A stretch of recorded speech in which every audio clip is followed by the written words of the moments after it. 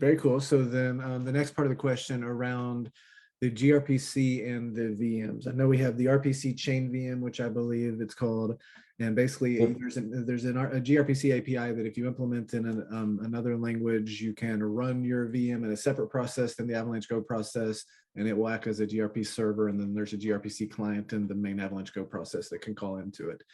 That's my extent of the understanding of that. So I might not even have got that correct. Can you give us an explain it like I'm five around the grpc API and the chain Yeah. RPC VM, that whole thing? Yeah, for sure. So to give some background on this is the way that we used to run the C chain. And the reason for that was there were some licensing issues where we were told that we weren't allowed to run Core ETH in the same process as Avalanche Go. Since then, we've realized that that's not actually necessarily the case. And so we're now running Core ETH in the same process as Avalanche Go, and it's no longer going over the RPC chain VM. But it's still a really powerful construct if you want to run a VM either in a different language or in a different process for whatever other reason. And so the way that this works is there's a grpc layer where the Avalanche Go can communicate with an arbitrary subnet. Anybody that wants to implement the virtual machine interface and then also that grpc wrapper on top of it can then communicate to Avalanche Go via grpc. So the basic functions that the VM calls, parse block, get block, build block, etc., all of those functions that Avalanche Go assumes that VM interface meets are just implemented in the RPC chain VM as well. And so those calls are passed off and communicated over grpc and then relayed back to the Avalanche Go process. So if get block is called, it just passes in a block ID, the 32-byte hash or the 32-byte identifier of that block is sent over grpc to the plugin process that implements the VM. Get block is called there, and then whatever the result is returned back and sent over grpc back to the Avalanche Go process. At the same time, if that virtual machine needs to access a resource from Avalanche Go, for example, Avalanche Go provides a database that the virtual machine can use. And so that is actually a server that runs on the Avalanche Go side. So when the virtual machine on the RPC chain VM side wants to write some operation to disk or write something to the database, it actually sends a request to saying, hey, get this value, or for example, put this value and let me know if there's an error. And so that goes over grpc in the opposite direction.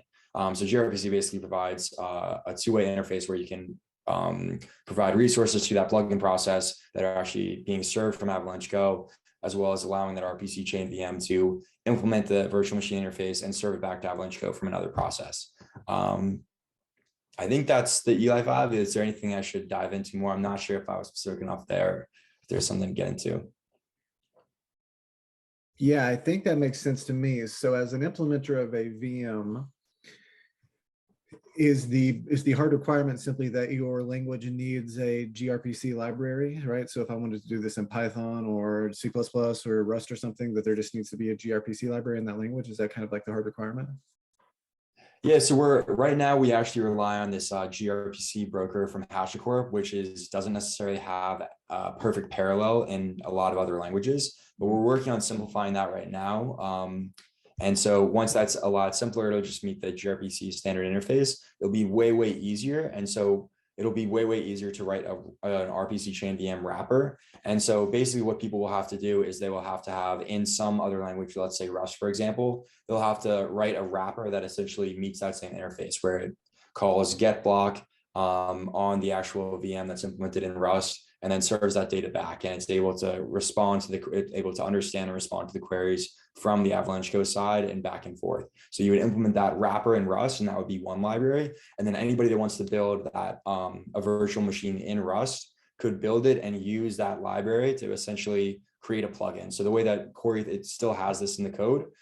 There's like a binary that you can build, which basically takes, it borrows the Golang RPC chain VM wrapper from Avalanche Go, and it just starts a process as a binary. It serves it, and so then Avalanche Go can connect, send it queries, get responses, and that process can also send requests in the opposite direction in order to get responses for some resources served by Avalanche Go.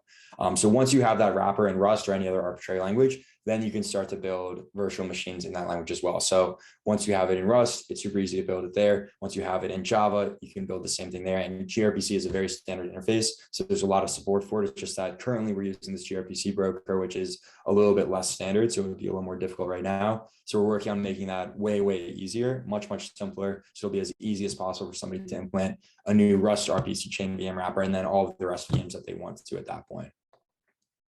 Got it. So it sounds like we need to, on our end, move away from the GRC hash broker, I think.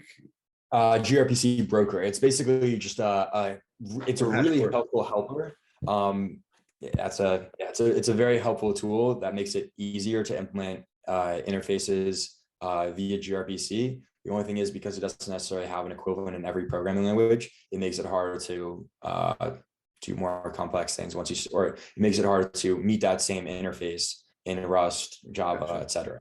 So that'd be step one. Step two is somebody creating the Rust wrapper, and then step three will be the VM in Rust. So it sounds like there's still a couple of steps for it to come into focus.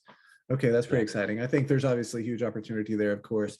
Although Golang is awesome, and I definitely steer people towards it as much as possible now. Obviously, not everybody in the world speaks Golang. And so the more we can allow people to write in other languages, obviously it just blows open the amount of potential VMs by a factor of 1,000 or something. So that's pretty exciting.